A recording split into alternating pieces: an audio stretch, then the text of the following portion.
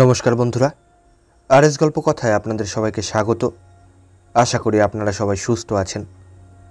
বন্ধুরা, আপনারা শুনছিলেন জিম করবেটের লেখা একটি শিকার কাহিনী, রুদ্রপ্রয়াগের নরখাদক চিতা। আজকের দ্বিতীয় পর্ব।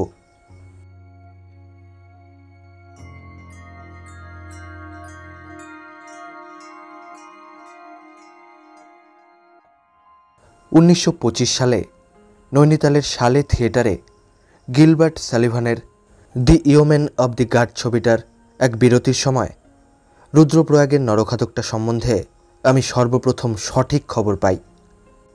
মাঝে মাঝে শুনতাম যে গাড়োয়ালে একটা নরখাদক চিতা আছে এবং কাগজেও সেটার সম্বন্ধে প্রবন্ধ পড়েছিলাম, কিন্তু জানতাম গাড়োয়ালে 4000-এর ওপর লাইসেন্সপ্রাপ্ত বন্দুকধারী আছে।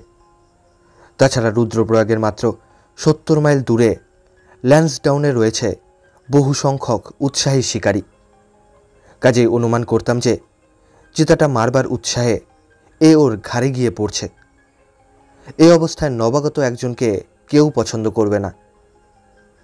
কাজেই সে রাতে শালের বারে এক বন্ধুর সঙ্গে দাঁড়িয়ে একটু গলা ভিজিয়ে নেবার সময় আমি খুব বিস্মিত হয়েই শুনলাম তখনকার যুক্তপ্রদেশ সরকারের চিফ সেক্রেটারি এবং পরে আসামের গভর্নর মাইকেল কিন কয়েকজনকে নরখাদকটা সম্বন্ধে বলছেন ও ওটাকে মারার চেষ্টা করতে তাদের পেরাপেরি করছেন।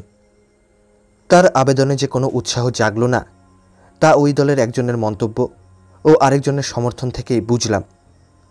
মন্তব্যটা হলো, শতখানেক মানুষ মেরেছে, এরকম মানুষকে পিছনে যাওয়া প্রাণ থাকতে নয়।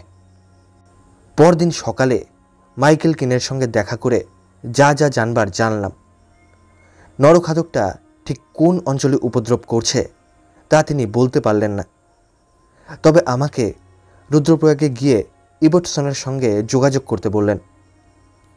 বাড়ি ফিরে দেখি আমার টেবিলে ইবটসনের একটা চিঠি। ইবটসন, এখন স্যার উইলিয়াম ইবটসন এবং যুক্তপ্রদেশের গভর্নরের ভূতপূর্ব উপদেষ্টা, খুব সম্প্রতি গাড়োয়ালের ডেপুটি কমিশনার হয়ে এসেছে এবং তার অন্যতম প্রধান কাজ হয়েছে গাড়োয়াল জেলাকে নরখাদকটার উৎপাত থেকে মুক্ত করা। এই প্রসঙ্গে সে আমার কাছে চিঠিটা লিখেছে। যাবার বন্দোবস্ত তাড়াতাড়ি হয়ে গেল। রানীক্ষেত, আদবদ্রী ও কর্ণপ্রয়াগ হয়ে 10 দিনের দিন সন্ধ্যায় নাগরাসুর কাছে একটা রোড ইন্সপেকশন বাংলোয় পৌঁছলাম আমি। এই বাংলো দখল করতে হলে যে অনুমতিপত্র নিতে হয় তা নৈনিতাল থেকে রওনা হবার সময়ে আমি জানতাম না। চৌকিদারের ওপর হুকুম ছিল অনুমতিপত্র না থাকলে কাউকে থাকতে দেবে না। অতএব যারা আমার মাল বইছিল সেই 6 জন গাড়োয়ালি, আমার চাকর এবং আমি রুদ্রপ্রয়াগের পথে আরও 2 মাইল হেঁটে হয়রান হলাম। তারপর রাতের আস্তানার উপযোগী জায়গা পেলাম একটা। গাড়োয়ালিরা জল ও জ্বালানি কাঠ জোগাড়ে লেগে গেল। রাতবার উনুন তৈরি করার জন্য আমার ভৃত্য পাথর আনতে লাগলো। একটা কুড়োল তুলে নিয়ে আমি গেলাম কাটাঝোপ কাটতে। কাটাঝোপ দিয়ে জায়গাটা ঘেরাও করে রাতে নিজেদের রক্ষা করতে হবে। পথে আসতে 10 মাইল আগেই আমাদের হুঁশিয়ার করে দেওয়া হয়েছে যে আমরা নরখাদকের রাজ্য সীমান্তে ঢুকে পড়েছি। সান্ধ্য আহার রাতবার জন্যে সবে উনুন ধরানো হয়েছে। একটু বাদেই দূরে পাহাড়ের ওপরের এক গ্রাম থেকে একটা উদ্বিগ্ন কণ্ঠস্বর ভেসে এলো আমাদের কাছে। জিজ্ঞেস করল, এই খোলা প্রান্তরে কি করছি আমরা? সাবধান করে দিল, যেখানে আছি সেখানেই থেকে যাই যদি, তবে আমাদের মধ্যে এক কিংবা একাধিক জন অবশ্যই নরখাদকের হাতে মারা পড়ব। পরোপকারী লোকটির সাবধান করা হলো। তখন তো অন্ধকার। লোকটি সম্ভবত প্রচণ্ড ঝুঁকি নিয়ে আমাদের সতর্ক করে। মাধু সিংয়ের সঙ্গে আপনাদের অন্যত্র পরিচয় হয়েছে।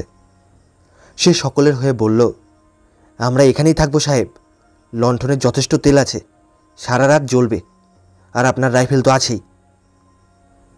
সারা রাত জ্বলবার মতো যথেষ্ট তেল লণ্ঠনে ছিল, কেননা সকালে যখন জাগি তখনও ওটা জ্বলছে। আমার গুলি ভরা রাইফেল বিছানায় পড়ে আছে, তবে কাটা ঝোপের ঘেরাওটা নেহাত পলকা। 10 দিন পথ চলে আমরাও হতক্লান্ত হয়ে পড়েছিলাম। সে রাতে চিতাটা যদি মোলাকাত করতে আসতো, অতি সহজে ও একটা শিকার পেতে পারত। পরদিন আমরা রুদ্রপ্রয়াগ পৌঁছলাম।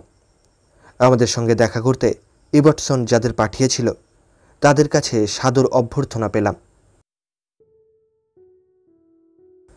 রুদ্রপ্রয়াগে যে 10 সপ্তাহ আমি ছিলাম তার প্রতিদিনের কার্যবিবরণ আপনাদের দেবার চেষ্টা করব না, কারণ এতদিন পরে সে বিবরণী লেখাও কঠিন। যদি লিখি আপনাদের তা পড়তে বিরক্ত লাগবে। সুতরাং আমি আমার সামান্য কয়েকটি অভিজ্ঞতার কথাই বলবো। যে সময়টা কখনো আমি একা, কখনো বা ইবার্টসনের সঙ্গে কাটিয়েছি। কিন্তু তার আগে যে এলাকায় 8 বছর ধরে চিতাটা বিচরণ করেছে এবং যেখানে 10 সপ্তাহ যাবৎ আমি তার পিছনে ঘুরেছি, সেই এলাকাটা সম্বন্ধে আপনাদের কিঞ্চিত ধারণা দিতে চেষ্টা করব।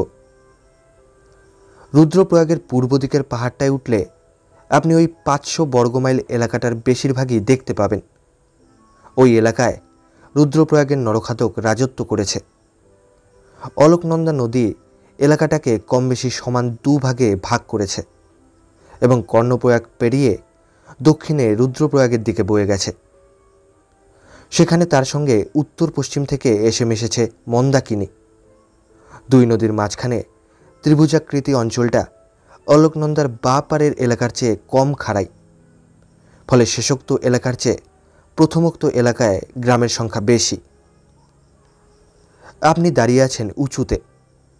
সেখান থেকে দূরের আবাদি জমিগুলো দেখাচ্ছে খাড়া পাহাড়ের গায়ে আঁকা সার সার রেখার মতো।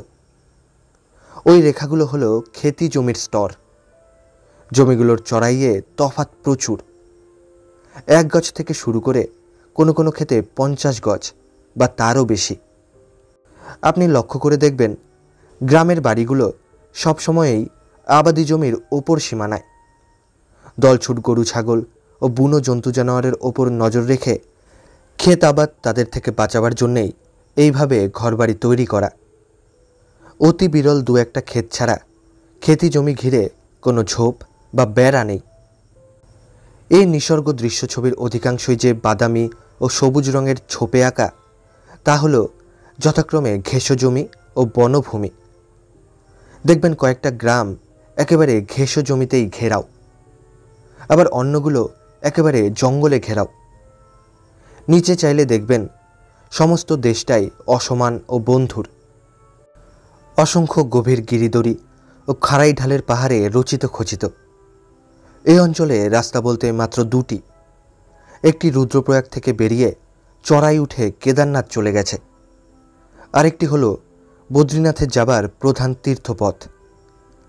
আমি যে সময়ের কথা লিখছি তখন অবধি 2টো রাস্তাই ছিল সংকীর্ণ, বন্ধুর। তখনও অবধি ওগুলোর ওপর দিয়ে কোনো রকম চাকাই চলেনি। আবাদি জমি ঘেরা গ্রামগুলোর চেয়ে জঙ্গল ঘেরাও গ্রামগুলোতে বেশি মানুষ মারা পড়বে, এরকম মনে করাই যুক্তিসঙ্গত। নরখাদকটি বাঘ হলে নিঃসন্দেহে তাই ঘটত। কিন্তু নরখাদক চিতা তো শুধু রাতেই শিকার করে। আড়াল আবডাল থাকা না থাকায় তার কিছু এসে যায় না। এক গ্রামে অন্য গ্রামের চেয়ে কেন বেশি মানুষ মরেছে তার একমাত্র কারণ হলো এর ক্ষেত্রে সতর্কতার অভাব, ওর ক্ষেত্রে সতর্কতা ব্যবস্থা মেনে চলা। নরখাদকটি একটি অতিকায় মদ্দা চিতা। যৌবন তার বহুদিন বিগত, এ আমি বলেছি। তবে বুড়ো হলেও শরীরে তার প্রচণ্ড শক্তি। যেখানে বসে মাংসাশী প্রাণীরা নিরুপদ্রবে খেতে পারবে সেই জায়গায় শিকারকে বয়ে নিয়ে যাওয়ার ক্ষমতা তাদের আছে কি না তার অনেকটা স্থিরীকৃত হয় শিকারকে মারার জন্যে তারা যে জায়গা ঠিক করেছে তার উপর।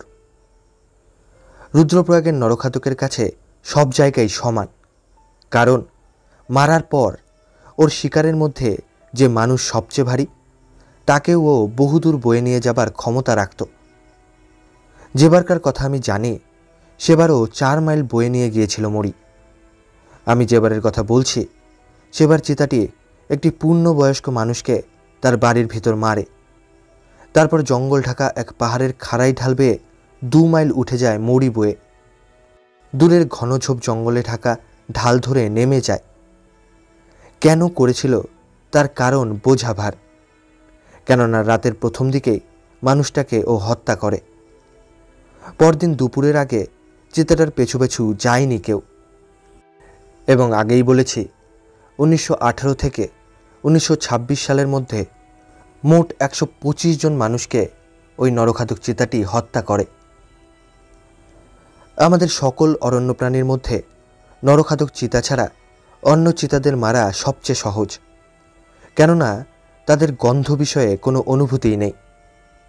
অন্য কোনো প্রাণী মারার সময়ে যেসব পন্থা অবলম্বন করা হয় তার যে অনেক বেশি সংখ্যক পন্থায় চিতা মারা হয়। চিতাটিকে নিছক শিকারের আনন্দে মারা হচ্ছে না লাভের জন্য, সেই বুঝে পন্থাতেও তফাৎ করা হয়। শিকারের আনন্দে চিতা মারবার সবচেয়ে রোমাঞ্চকর চমৎকার পন্থা হলো জঙ্গলে ওদের খোঁজে যাওয়া। যখন খোঁজ মিলল তখন চুপে চুপে গিয়ে ওদের গুলি করে মারা। লাভের জন্য চিতা মারার সবচেয়ে সহজ, সবচেয়ে নিষ্ঠুর পন্থা হলো চিতার মারা কোনো জন্তুর মাংসের ভিতর একটি ছোট ভীষণ বিস্ফোরক বোমা ঢুকিয়ে দেওয়া। অনেক গ্রামবাসী এই বোমাগুলো বানাতে শিখেছে। যখন একটা বোমার সঙ্গে চিতার দাঁতের ছোঁয়া লাগে তখন বোমাটা ফাটে, চিতাটার চোয়াল উড়িয়ে দেয়। কোনো কোনো সময়ে সঙ্গে সঙ্গে মৃত্যু ঘটে, কিন্তু অধিকাংশ সময়েই হতভাগ্য জীবটি গুড়ি টেনে চলে যায়, মরে। সে মৃত্যু বড় সময় সাপেক্ষ, বড় যন্ত্রণার, কেননা যারা বোমাগুলো ব্যবহার করে তাদের এ সাহস নেই যে রক্তের নিশানা অনুসরণ করে গিয়ে চিতাটাকে মেরে ফেলে। থাবার ছাপ দেখে চিতাকে খুঁজে বের করা, নিশ্চুপে কাছে যাওয়া রোমাঞ্চকর ও চিত্তাকর্ষক তো বটেই, তুলনায় তা সহজও। কেননা চিতার থাবা নরম, তারা যতদূর সম্ভব মানুষ ও জীবজন্তুর চলার পথ ধরে চলে। ওদের খুঁজে বের করা খুব কঠিন নয়, কেননা বলতে গেলে জঙ্গলের প্রতিটি পশু পাখি শিকারীকে সহায়তা করে। নিশ্চুপে ওদের কাছে যাওয়াও সোজা, কেননা ভাগ্যবশে ওদের চোখ ও কানের শক্তি অতি তীক্ষ্ণ। তবে গন্ধ বিষয়ে কোনো অনুভূতি না থাকায় ওখানে ওরা মার খেয়ে গেছে। সেই জন্যেই বাতাস যেদিক থেকেই বইতে থাকুক, যেভাবে এগোলে পরে তার সবচেয়ে সুবিধে, শিকারী তা বেছে নিতে পারে। খুঁজে বের করে নিশ্চুপে চিতার কাছে যাওয়ার পর রাইফেলের ট্রিগার টেপার চেয়ে ক্যামেরার বোতাম টিপলে অনেক অনেক বেশি আনন্দ পাওয়া যায়। এক ক্ষেত্রে চিতাটাকে ঘন্টার পর ঘন্টা বসে দেখা যায়।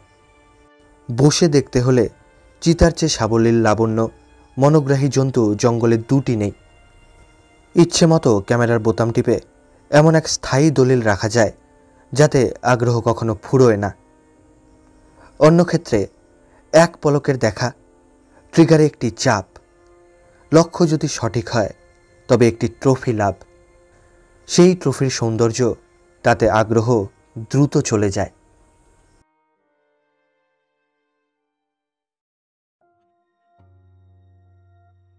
আমি রুদ্রপ্রয়াগে পৌঁছানোর অল্প আগেই এবারসন একটা ঝাপানের ব্যবস্থা করেছিল। জঙ্গল বা অন্য জায়গা ঘেরাও করে জন্তু খোঁজার জন্য বন্দোবস্ত করা হলো ঝাপান। সেটি সার্থক হলে 15টা মানুষের প্রাণ বাঁচত। সে ঝাপান যে কার্যকারণে তা করতে হয় সে বিবরণী লিখে রাখার মতো। 20 জন তীর্থযাত্রী বদ্রীনাথের চড়াই পথ ভাঙতে ভাঙতে সন্ধ্যার দিকে পথের পাশের একটি ছোট দোকানে হাজির হয়।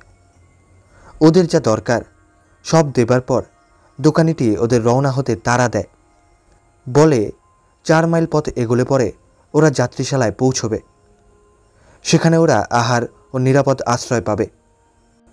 তা ওদের ওখানে পৌঁছবার পক্ষে যতটুকু আলো দরকার ততটুকুই দিনের আলো আছে।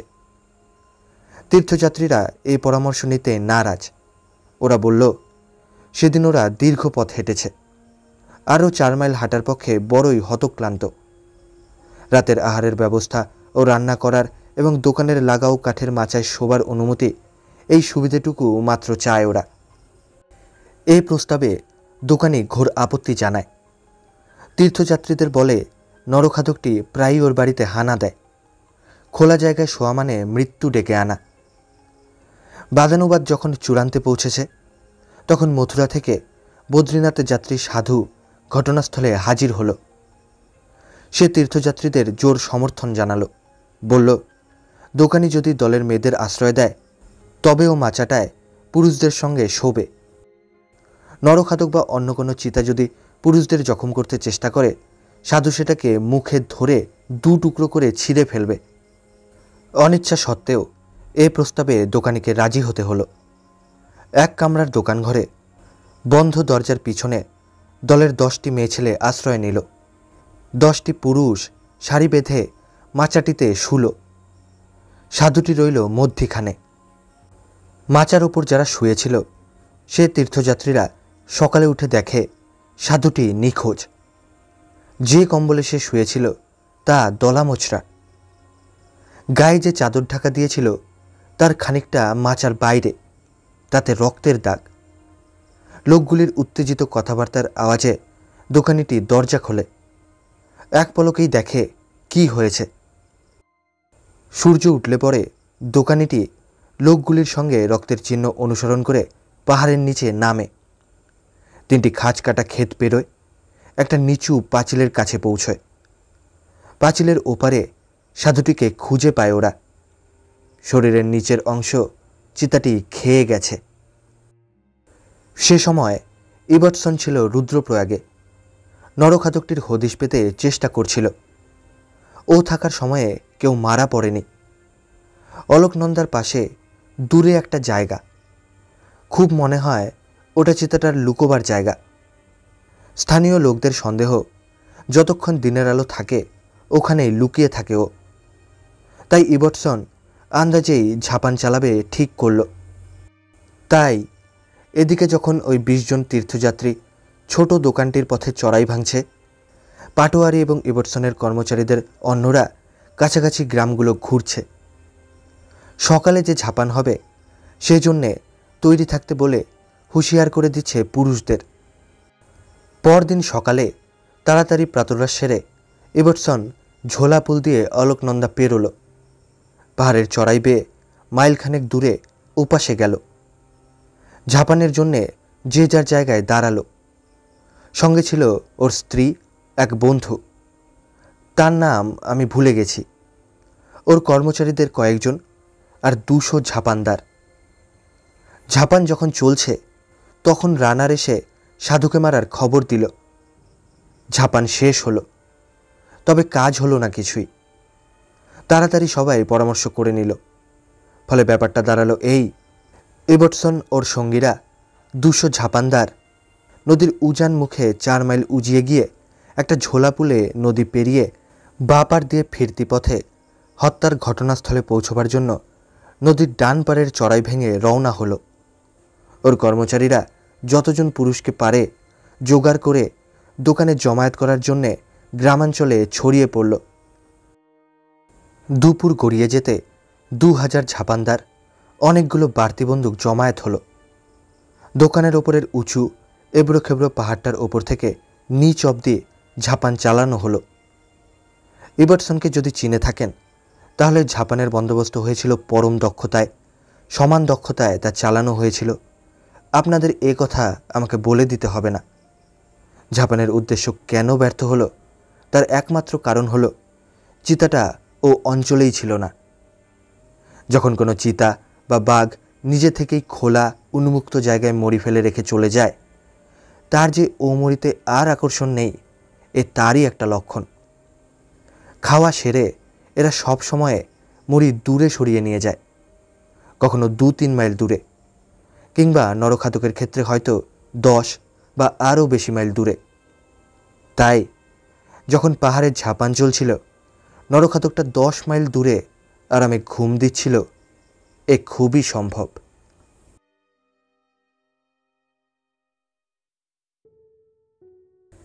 নরখাদক চিতা খুবই দুর্লভ ঘটনা, সেই জন্যে তাদের সম্বন্ধে খুব কমই জানা যায়। এই প্রাণীগুলো সম্বন্ধে আমার নিজের অভিজ্ঞতা খুব সীমাবদ্ধ। শুধু বহু বছর আগে মাত্র একটার সঙ্গে সংক্ষিপ্ত মোলাকাত হয়েছিল। যদিও আমার ধারণা হয়েছিল যে শুধু পশু আহার থেকে খাদ্যাভ্যাস বদলিয়ে মানুষ আর পশু আহারে অভ্যস্ত হলে স্বভাবের পরিবর্তন বাঘ আর চিতার একই রকম হয়। তবু আমি জানতাম না চিতার অভ্যাস কতদূর অবধি বদলাবে।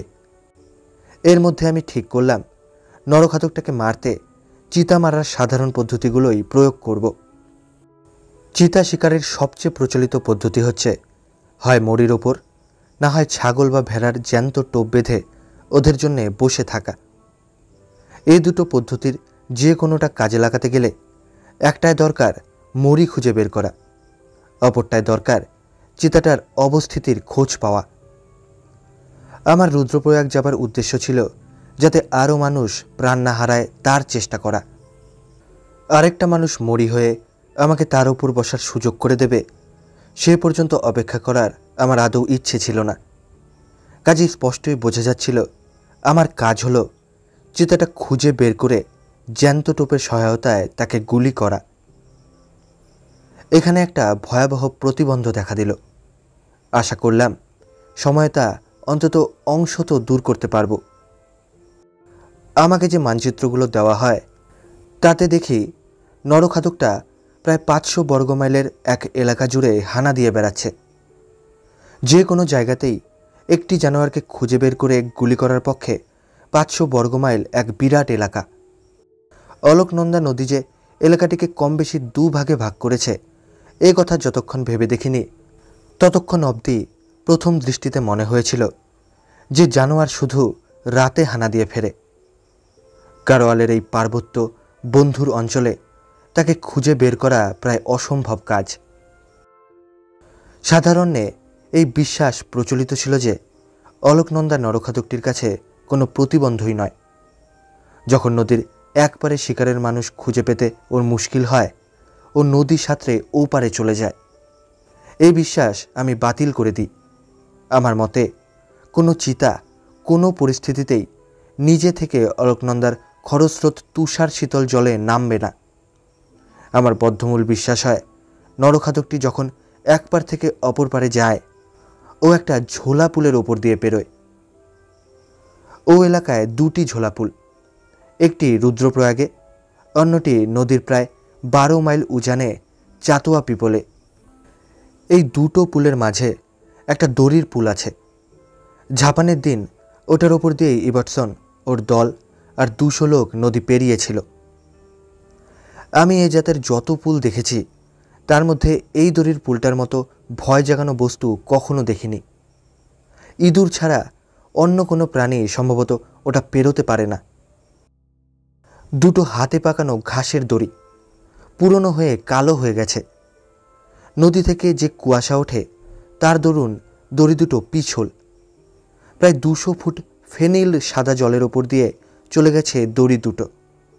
100 গজ নিচে নেমে দুটো পাথুরে দেওয়ালের ভিতর দিয়ে বজ্র গর্জনে ফুলে ফেপে ছুটেছে সে জল। শোনা যায় বুনো কুকুরের তাড়া খেয়ে একটা কাকার এই জায়গায় লাফ মেরে অলকনন্দা পেরিয়ে গিয়েছিল। পা রেখে চলবার জন্য দড়ি দুটোর মাঝে মাঝে প্রায় 2 ফুট অন্তর অন্তর 1 ইঞ্চি বা 1.5 ইঞ্চি চওড়া যেমন তেমন কতগুলো কাঠের টুকরো ঘাসের গোছা দিয়ে দড়ি দুটোর সঙ্গে আলগা বাঁধা আছে। মাকড়সার জালের মতো এই পলকা বস্তুটি পার হবার বিপদ আরও বেড়ে গেছে, কেননা একটা দড়ি ঝুলে পড়েছে। ফলে যে কাঠগুলোতে পা রাখতে হবে সেগুলো 45 ডিগ্রি কোণ রচনা করে বেঁকে আছে। যে লোকটা মাসুল নেয় সে 1 পয়সা মাসুলের জন্যে আমাকে ওটায় উঠিয়ে জীবন বিপন্ন করতে দিয়েছিল আমার। প্রথম যখন এই ভয়ঙ্কর ঝুলাটি দেখি আমি এমন বোকা যে ওকেই জিজ্ঞেস করেছিলাম ঝুলাটি কখনো পরখ অথবা মেরামত করা হয়েছে কিনা। আমার আগাগোড়া বেশ হিসাবি নজরে দেখে নিয়ে ও জবাব দিল ঝুলাটা কখনো পরখ অথবা মেরামত করা হয়নি। তবে কে একজন ওটা পেরোচ্ছিল, তার ভার সইতে না পেরে ওটা ছিঁড়ে যায়। তখন সে জায়গায় আরেকটা ঝুলা লাগানো হয়েছে। ওর জবাব শুনে আমার শিরদাঁড়া বেয়ে ঠান্ডা একটা কনকনানি নেমে যায়। নিরাপদে ওপারে পৌঁছবার পরেও অনেকক্ষণ অবধি সে অনুভূতিটা রয়ে গিয়েছিল আমার ভিতরে। এই ঝুলা পেরোনো নরখাদকটার সাধ্যের বাইরে। তাহলে বাকি রইল দুটো ঝোলাপুল। আমি নিশ্চিত ভাবলাম ওগুলো বন্ধ করে যদি নরখাদকটাকে রুখে দিই তবে ওকে অলোকনন্দার একবারে আটকে ফেলতে সমর্থ হব। ফলে ওকে খোঁজার এলাকাও আয়তনে অর্ধেক কমে যাবে। তাই নদীর কোন পারে চিতাটা আছে তা খুঁজে বের করতে চেষ্টা করাই দাঁড়ালো প্রথম কর্তব্য। চাতোয়া পিপল ঝোলাপুলের কয়েক মাইল দূরে নদীর বাঁ পারে চিতাটির শেষ শিকার সাধুর হত্যা ঘটেছিল। আমি নিশ্চিত জানতাম চিতাটা মরি ছেড়ে যাবার সময়ে এই পুল দিয়েই পেরিয়েছে। কেননা একজনকে ঘায়েল করবার আগে স্থানীয় বাসিন্দা আর তীর্থযাত্রীরা যত সাবধানতামূলক ব্যবস্থাই গ্রহণ করুক না কেন, একজন ঘায়েল হবার ঠিক পরেই সে ব্যবস্থা দ্বিগুণ জোরদার হবে।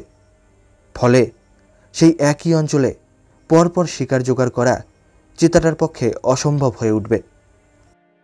এখন এই বইয়ে দেখানো মানচিত্রটি দেখে আপনি যদি জিজ্ঞেস করেন তাই যদি হবে তাহলে একটা গ্রামের নামের পাশে 6টা মৃত্যুর সংখ্যা দেখানো হলো কেন?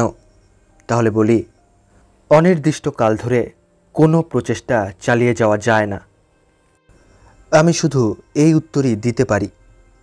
বাড়িগুলো ছোট, শৌচের সুবিধে বা ব্যবস্থা সেখানে নেই। তাই নরখাদকটা 10, 15 বা 20 মাইল দূরের কোনো গ্রামে হানা দিয়ে ফিরছে শুনে প্রয়োজনীয় শারীরিক তাগিদে কোনো পুরুষ, রমণী বা শিশু মুহূর্তেকের জন্যে দরজা খুলবে তাতে অবাক হবার কিছু নেই। যে জন্যে চিতাটা হয়তো বহু রাত ধরে অপেক্ষা করছিল, ওই মুহূর্তেকেই সে সুযোগ তার হাতে তুলে দেওয়া হলো।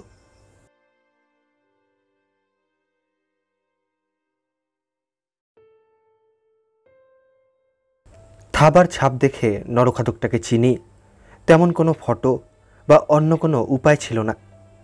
তাই নিজের জন্য এই তথ্যটি যতক্ষণ না জোগাড় করার সুযোগ পাচ্ছি ততক্ষণ অবধি রুদ্রপ্রয়াগের আশপাশের সব চিতাকেই আমি আসামি বলে সন্দেহ করার সিদ্ধান্ত নিলাম।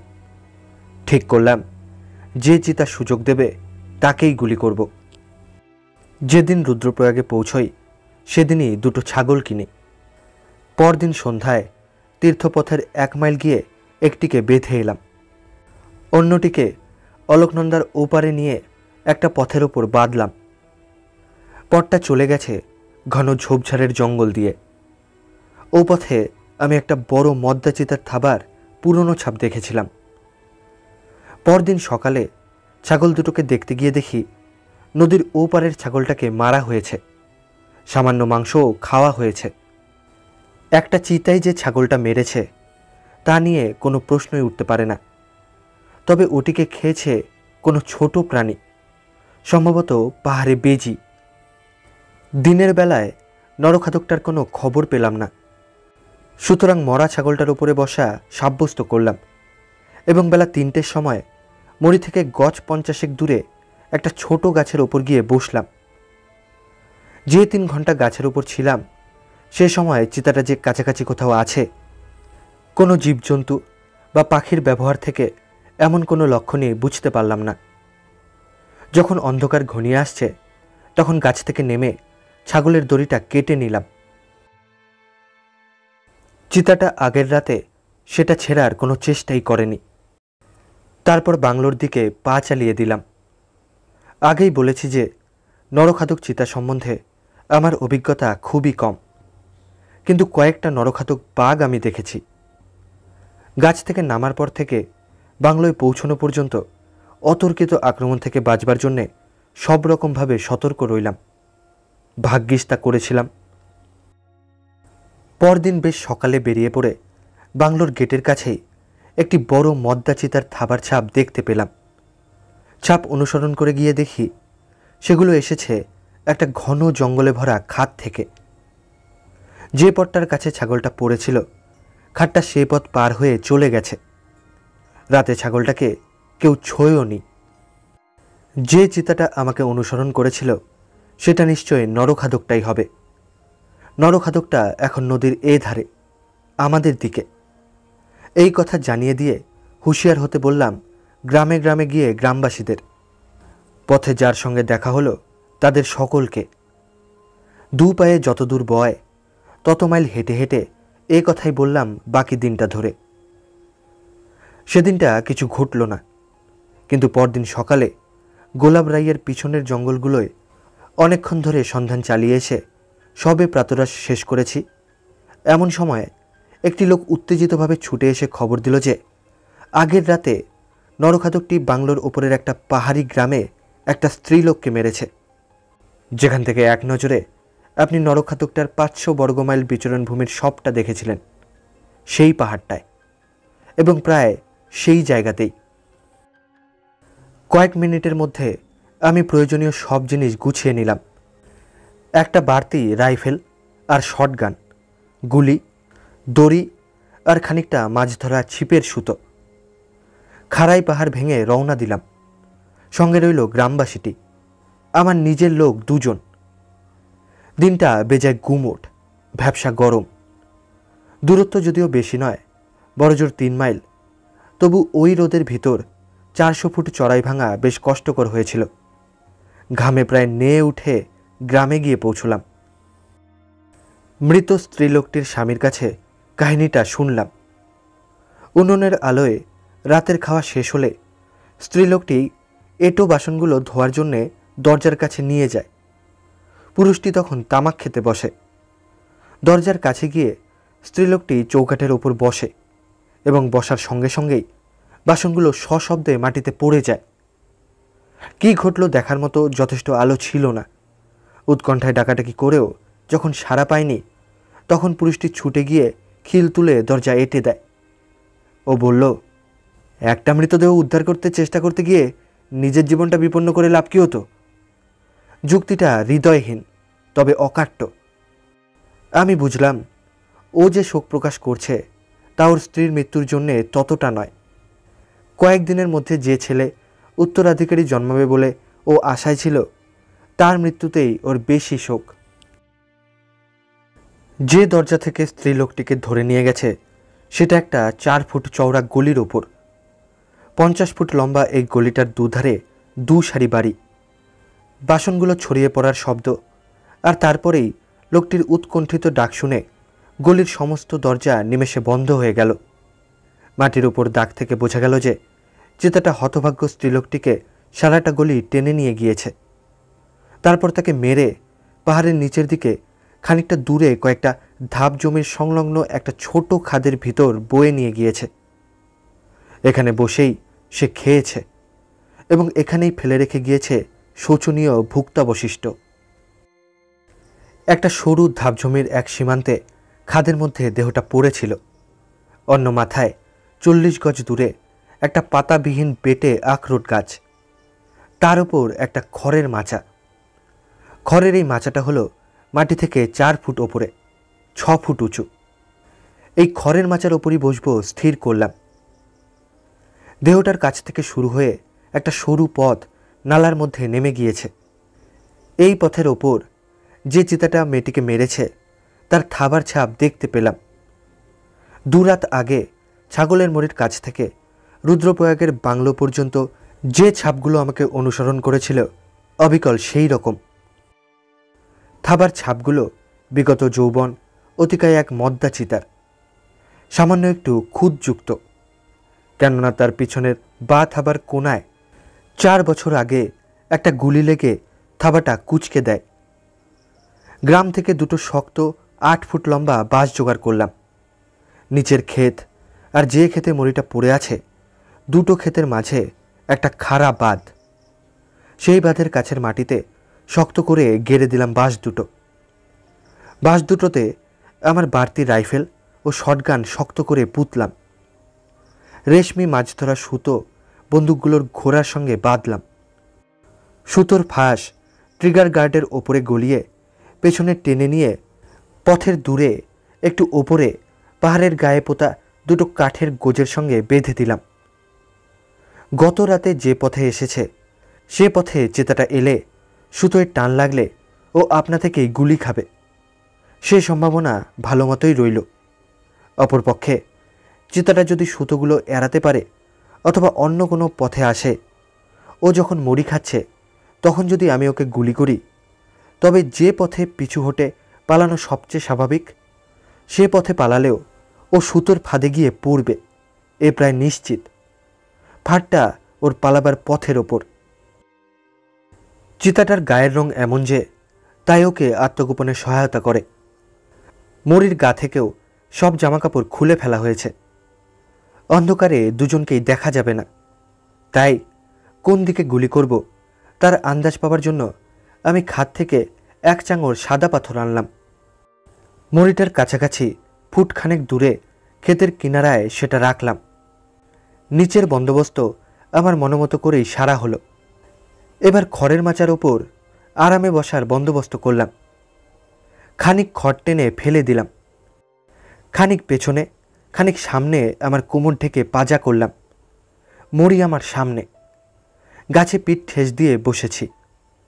যে সময়ই আসুক না কেন চিতাটা আমায় দেখতে পাবে, সে সম্ভাবনা অত্যন্ত কম। এক মরির কাছে কখনো ফিরে আসে না বলে ওর খ্যাতি আছে বটে, তবু রাতে ও যে আসবেই তাতে আমার দৃঢ় বিশ্বাস। খাড়া চড়াই ভাঙার ফলে আমার জামাকাপড় তখনও ঘামে ভেজা, তবু একটা মোটামুটি শুকনো জ্যাকেট হিমেল হাওয়া আটকালো। আমি আমার নরম আরামপ্রদ আসনে বসলাম। রাতভর প্রহরার জন্যে প্রস্তুত করলাম নিজেকে। আমার লোকদের ফেরত পাঠালাম। বলে দিলাম যতক্ষণ আমি ওদের খোঁজে না আসি অথবা পরদিন সকালে সূর্য ভালো মতো না ওঠে ওরা যেন গ্রাম প্রধানের বাড়িতেই থাকে। আমি সোজা বাদ থেকে মাচানে উঠেছি। নরখাদকটাও তাই করলে তাকে আটকানো যাবে না। সূর্য অস্ত যায় যায়। অস্তমান সূর্যের শীতের রশ্মিতে পশ্চাৎপটে তুষারমৌলি হিমালয়কে নীলচে গোলাপি দেখাচ্ছে। সে দৃশ্য গঙ্গা উপত্যকার দৃশ্য চোখ ভরে দেখার মতো। আমি টের পাবার প্রায় আগেই আকাশ থেকে দিবালোক মিলিয়ে গেল। নেমে এলো রাত।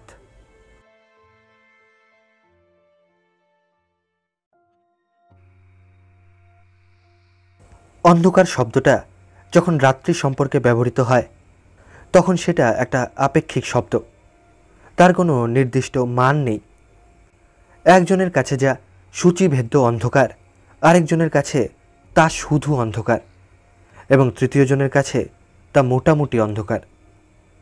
আমার জীবনের বহুদিন আমি খোলা জায়গায় কাটিয়েছি, তাই যদি না আকাশ ঘন মেঘে ঢাকা থাকে রাত্রি আমার কাছে কখনোই তেমন অন্ধকার নয়। আমি একথা বলতে চাই না যে আমি রাতেও দিনের মতোই দেখি, কিন্তু আমি যে কোনো জঙ্গলে বা যে কোনো জায়গায় পথ দেখে যথেষ্ট চলতে পারি। মরির কাছে সাদা পাথরটা রেখেছিলাম শুধু সতর্কতা হিসেবে। আশা করেছিলাম যে তারার আলো তুষারমণ্ডিত পর্বতশ্রেণীর ওপর প্রতিফলিত হয়ে গুলি করার মতো যথেষ্ট আলো যোগাবে। কিন্তু আমার ভাগ্য বিরূপ, কারণ রাত হতে না হতেই দেখা গেল একটা বিদ্যুতের চমক, তারপর দূরে বজ্র নির্ঘোষ, এবং কয়েক মিনিটের মধ্যেই আকাশ ঘন মেঘে ছেয়ে গেল। বড় বড় বৃষ্টির ফোঁটা সবে দু চারটে পড়েছে। এই সময় নালার মধ্যে একটা পাথর গড়িয়ে পড়ার শব্দ পেলাম। কয়েক মিনিট পরে আমার নিচে মাটিতে ছড়ানো বিচালির ওপর খসখসানি শোনা গেল। চিতাটা এসেছে। যতক্ষণ আমি মুষলধার বৃষ্টিতে বসে রইলাম, তুষার শীতল বাতাস শো শো করে আমার ভিজে পোশাক ভেদ করে বইতে লাগলো। সে ততক্ষণে আরামে নিচে শুকনো জায়গায় শুয়ে থাকলো। আমার অভিজ্ঞতার মধ্যে যৎপরনাস্তি খারাপ এই ঝড়টা। ঝড় যখন তুঙ্গে তখন দেখতে পেলাম গ্রামের দিকে একটা লণ্ঠন নিয়ে কে যাচ্ছে। যে লণ্ঠন নিয়ে যাচ্ছে তার সাহস দেখে আমি তাজ্জব।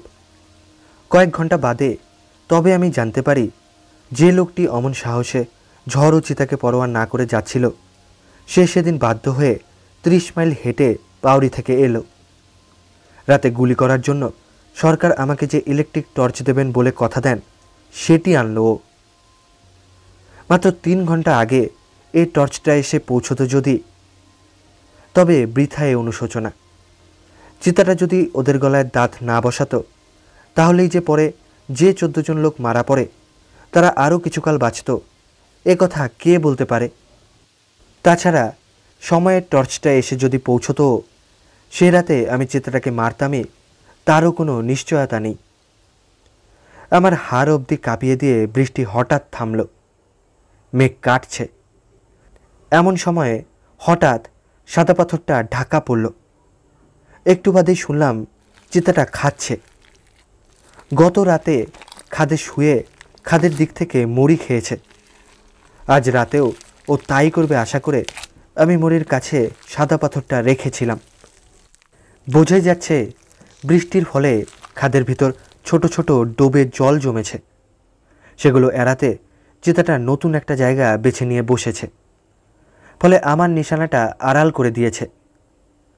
এমন ঘটনা যে আগে আমি ভেবে দেখিনি এমন হতে পারে। যাই হোক, চিতাদের স্বভাব অভ্যাস জানি বলে জানতাম পাথরটা আবার দেখা যাবে। বেশি সবুর করতে হবে না আমায়। 10 মিনিট পরে পাথরটাকে দেখা গেল এবং সঙ্গে সঙ্গেই আমার নিচে একটা শব্দ শুনতে পেলাম। ও একটা হালকা হলদে জিনিসের মতো চিতাটাকে গাদার নিচে মিলিয়ে যেতে দেখলাম। তার হালকা রঙের কারণ তার বেশি বয়স, কিন্তু চলার সময়ে সে যে শব্দ করেছিল তার কারণ আমি তখনও বুঝিনি, এখনও বুঝে উঠতে পারিনি। সেটা ছিল মেয়েদের রেশমি পোশাকের শব্দের মতো। খেতে নাড়া ছিল বললে হবে না, নাড়া ছিল না। নাড়া হলো শস্য কেটে নেবার পর যে গোড়া থাকে। আশেপাশে যে খড় পড়েছিল তাও সে শব্দের কারণ নয়। প্রয়োজনীয় সময়কাল সবুর করে রাইফেল তুলে পাথরটা নিশানা করলাম। যেই ওটা আবার ঢাকা পড়বে সেই মুহূর্তে গুলি ছুড়ব, এই মনের ইচ্ছে। কিন্তু ভারী রাইফেল কাঁধে তুলে ধরে রাখার সময়ের একটা সীমা আছে তো। সেই সীমায় পৌঁছে যেতে ব্যথায় টনটনে মাংসপেশিগুলোকে একটু আরাম দিতে আমি রাইফেলটা নামালাম। নামাতে না নামাতেই পাথরটা দ্বিতীয়বার আড়ালে ঢাকা পড়ল। পরের 2 ঘন্টায় 3বার এই একই কাণ্ড ঘটল। তারপর চিতাটা যখন চতুর্থবার মাচার দিকে আসছে বলে শুনলাম, মরিয়া হয়ে ঝুঁকে পড়ে আমার তলের ওই অস্পষ্ট জিনিসটার দিকে গুলি ছুড়লাম।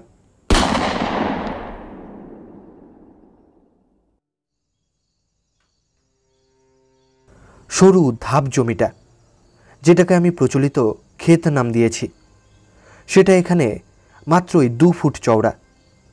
পরদিন সকালে যখন জমি নিরীক্ষণ করে দেখছি, তখন দেখি ওই 2 ফুট পরিসরের ঠিক মধ্যিখানে আমার গুলির ফুটো। চিতাটার ঘাড়ের কয়েকটা লোম ফুটোর চারপাশে ছড়িয়ে আছে। সে রাতে চিতাটার আর দেখা পাইনি। ভোরে সূর্য উঠতে আমার লোকদের ডেকে নিয়ে খাড়াই পাহাড়ের উতরাই পথে রুদ্রপ্রয়াগ রওনা হলাম। ওদিকে মেয়েটির দেহের যেটুকু পড়েছিল সৎকারের জন্যে তাই বয়ে নিয়ে গেল ওর স্বামী, স্বামীর বন্ধু বান্ধব।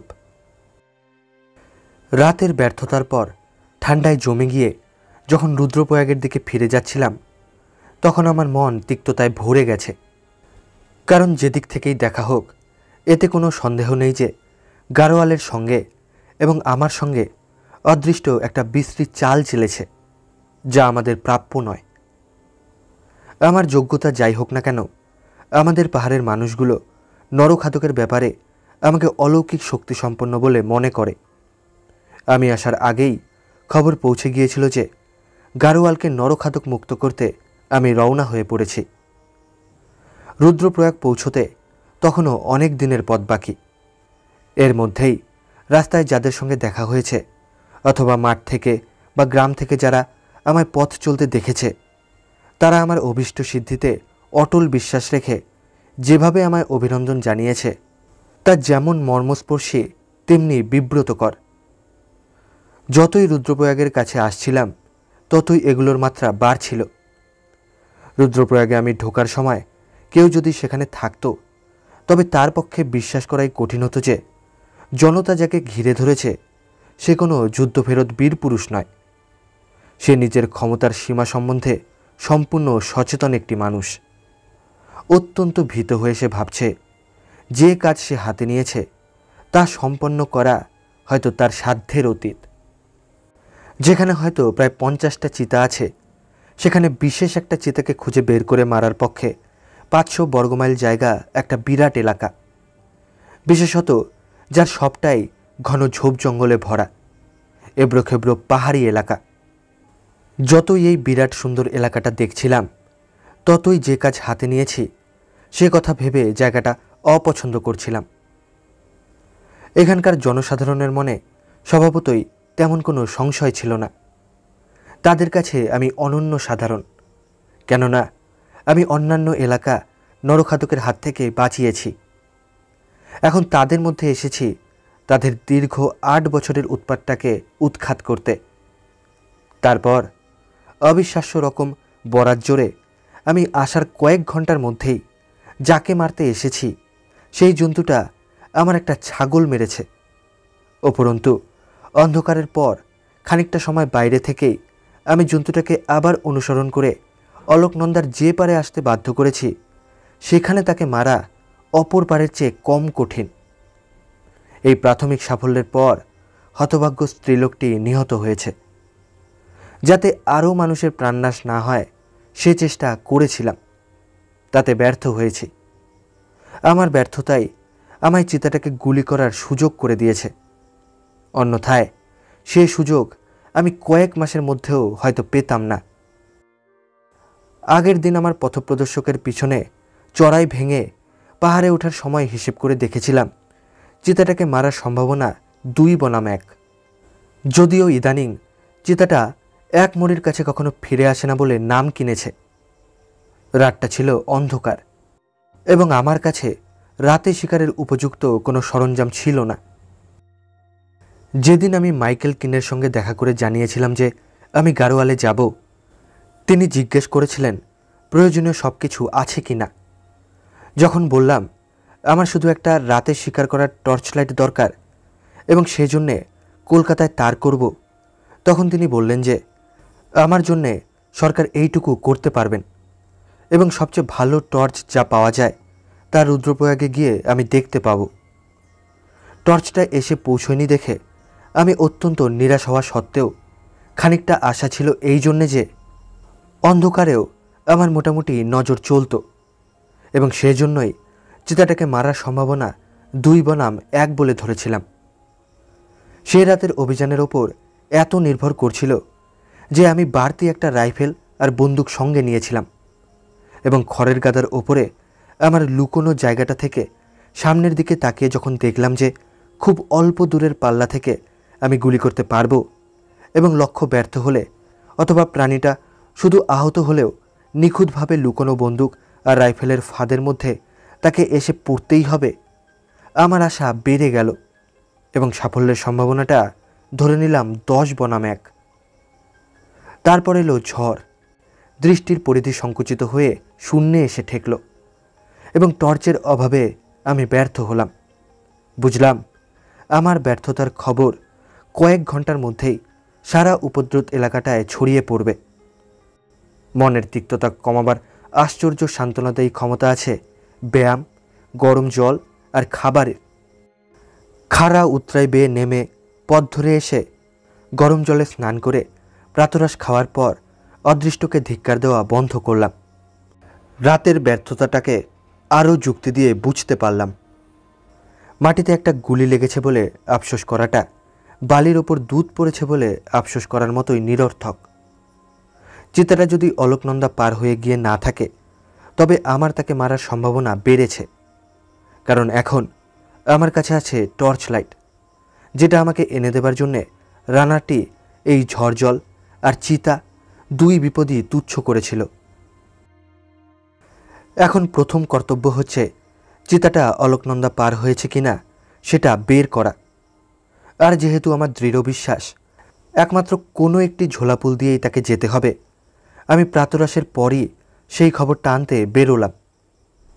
চাতোয়া পিপল পুল দিয়ে চিতাটার নদী পার হওয়ার সম্ভাবনাটা বাতিল করে দিলাম, কারণ আমার ভারী রাইফেলটার গুলি তার মাথা থেকে ক ফুট দূরে লাগাতে সে যত কমই ঘাবড়াক না কেন, এটা সম্ভব নয় যে গুলি খাওয়ার পর দিনের আলো ফুটতে যতটা সময় বাকি ছিল তারই মধ্যে সে মুড়ি ছেড়ে 14 মাইল পথ অতিক্রম করে ওই পুলটা পর্যন্ত পৌঁছবে। সুতরাং আমি শুধু রুদ্রপ্রয়াগের ঝোলাপুলেই আমার অনুসন্ধান সীমিত রাখা স্থির করলাম। পুলে পৌঁছানোর 3টে পথ, একটা উত্তর থেকে, একটা দক্ষিণ থেকে আর একটা বহু ব্যবহৃত পায়ে চলা পথ থেকে, যেটা এসেছে রুদ্রপ্রয়াগ বাজার থেকে। এই পথগুলো ভালো করে পরীক্ষা করার পর পুলটা পার হয়ে কেদারনাথের পথে 8 মাইল পর্যন্ত পরীক্ষা করে দেখলাম। তারপর দেখলাম সেই পায়ে চলা পথটা, যার উপর 3 রাত আগে আমার ছাগলটা মারা পড়েছিল। চিতাটা নদী পার হয়নি এই বিষয়ে নিশ্চিন্ত হয়ে আমি পুল দুটো বন্ধ করে দিয়ে সেটাকে নদীর এই পারের মধ্যে সীমাবদ্ধ রাখার পরিকল্পনাটা কাজে লাগাতে মনস্থ করলাম। পুলের চৌকিদারদের সহযোগিতা পেলে পরিকল্পনাটা সহজ। ওরা দুজন নদীর বাঁ পারে পুলের থামের কাছেই থাকে। তাদের সহযোগিতা পেলে সাফল্য সুনিশ্চিত। নদীর 2 পারের 30 মাইলের মধ্যে যোগাযোগের একমাত্র উপায়কে বন্ধ করে রাখাটা একটু বাড়াবাড়ি বলেই মনে হতে পারে, কিন্তু আসলে তা নয়। কারণ সূর্যাস্ত থেকে সূর্যোদয় পর্যন্ত চিতাটার জারি করা সান্ধ্য আইনের ভয়ে পুল দুটো ব্যবহার করার সাহস ছিল না। পুলের দুমুখে টাওয়ার দুটোর ওপর ইস্পাতের দড়ির ভার, ইস্পাতের দড়ি থেকে আবার কাঠের তক্তায় তৈরি পায়ে হাঁটা পাটাতনের সার ঝুলছে। সেই টাওয়ার দুটোর নিচের 4 ফুট চওড়া খিলানের মুখ কাটাঝোপ ঠুসে বন্ধ করে দেওয়া হলো। যতকাল পুলের মুখ ওইভাবে বন্ধ থাকে অথবা আমি পাহারা দিই, কোনো মানুষই ও পথে পেরোবার দাবি জানায়নি। রুদ্রপ্রয়াগের বাঁ তীরে পুলের টাওয়ারের ওপর সবশুদ্ধ আমি প্রায় 20 রাত কাটিয়েছি। সে রাতগুলো ভোলার নয়। ঠেলে বেরিয়ে আসা একটা পাহাড়ের ওপর টাওয়ারটা তৈরি হয়। ওটা 20 ফুট উঁচু। ওপরের ছাদটা প্রায় 4 ফুট চওড়া, 8 ফুট লম্বা। ওখানে ওঠার উপায় দুটো। টাওয়ারের ওপরের দিকে ফুটো দিয়ে ইস্পাতের দড়িগুলো ঢুকেছে। পিছনে বেরোবার পর টাওয়ার থেকে প্রায় 50 ফুট দূরে পাহাড়ের গায়ে দড়িগুলো নোঙর বাঁধা। এক উপায় হলো সেই দড়ি বেয়ে ওঠা, আরেকটি হলো অত্যন্ত নড়বড়ে একটা বাঁশের মই বেয়ে ওঠা। আমি দ্বিতীয়টাই বেছে নিই, কেননা ইস্পাতের পাকানো তারের দড়ির ওপর একটা কালো দুর্গন্ধ জিনিসের স্তর জমেছে। জিনিসটা হাতে লেগে থাকে, জামা কাপড়ে যে দাগ ধরায় তা আর ওঠে না। মইটা হলো দুটো অসমান মাপের বাঁশের মাঝে দড়ি দিয়ে বাঁধা পাতলা পাতলা কাঠে তৈরি। ওটা টাওয়ারের ছাদের 4 ফুট নিচে অবধি পৌঁছয়। মইয়ের শেষ ধাপে দাঁড়িয়ে মসৃণ ছাদটা ধরার জন্যে আমার হাতের চেটোর উপর নির্ভর করতে হয়। ওভাবে উপরে ওঠা শারীর কৌশলের মহাকীর্তি বিশেষ। যত বেশিবার চেষ্টা করা গেছে ততই জিনিসটা কম পছন্দ হয়েছে। হিমালয়ের এই অঞ্চলে সব নদী উত্তর থেকে দক্ষিণে বয়। যে অধিত্যকার ভিতর দিয়ে বয় সেখানে একরকম বাতাস বয়। সূর্যাস্ত ও সূর্যোদয়ের সঙ্গে সেই বাতাসের গতি বদলায়। স্থানীয় ভাষায় ও বাতাসের নাম দাদু। বাতাসটা দিনের বেলা দক্ষিণ থেকে বয়, রাতে বয় উত্তর থেকে। যে সময় আমি ছাতে উঠতাম তখন সাধারণত বাতাস মন্দা থাকত, কিন্তু একটু পরেই স্বয়ং পবনদেবের মতো তার জোর বাড়ত, বাতাস বইত। মাঝরাত নাগাদ রীতিমতো ঝড় বইত। হাত দিয়ে ধরার মতো ছাতে কিছু ছিল না। বাতাসের চাপ ঠেকাতে, শরীরের চাপ বাড়াতে আমি উপুর হয়ে পড়ে থাকতাম পেট চেপে। তবু বাতাসে উড়িয়ে আমাকে 60 ফুট নিচের পাথরে ফেলে দেবে এ ঝুঁকি থেকে যেত। সেখান থেকে ছিটকে গিয়ে তুষার শীতল অলকনন্দায় পড়ার কথা। অবশ্য ধারালো খোঁচা খোঁচা পাথরের ওপর 60 ফুট উঁচু থেকে আছড়ে পড়ার পর জলের তাপমাত্রা নিয়ে চিন্তা করার কোনো মানে থাকার কথা নয়। আশ্চর্য, যখনই পড়ে যাব বলে ভয় হতো সব সময়ে জলের কথাই মনে হতো, পাথরগুলোর কথা মনে হতো না। বাতাসের দরুন অস্বস্তির ওপর অসংখ্য ছোট পিঁপড়ে আমায় যন্ত্রণা দিত। ওরা আমার জামাকাপড়ে ঢুকে পড়ে চামড়ার টুকরো খেয়ে নিত। যে 20 রাত আমি পুল পাহারা দিই, কাটা ঝোপ পুলের মুখে ছিল না। সেই দীর্ঘ সময়কালের মধ্যে একটিমাত্র জ্যান্ত জানোয়ার পুলটা পেরোয়, একটা শেয়াল।